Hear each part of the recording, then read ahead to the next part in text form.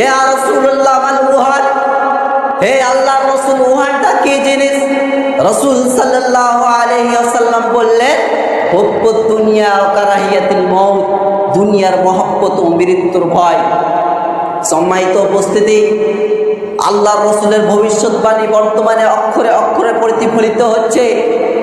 আজ মুসলমানরা দুনিয়ার লোভে পড়ে হানাহানি এবং ঝগড়ায় লিপ্ত হচ্ছে। ইসলামী আদর্শকে জলাঞ্জলি দে, সুন্নতি জীবন বা জলাঞ্জলি দে কাফেরদের মতো দুনিয়ার স্বার্থের পিছনে দৌড়াচ্ছে, সুন্নতি জীবনবাদী বিজাতিদের অনুসরণে আনন্দ বোধ করছে।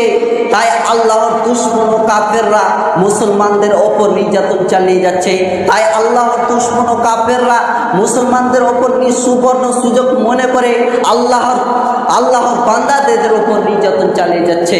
তাই বলি মুসলমান ভাইয়েরা, আমাদেরকে রাসূল সাল্লাল্লাহু আলাইহি ওয়াসাল্লামের আদর্শকে আঁকড়ে ধরতে হবে।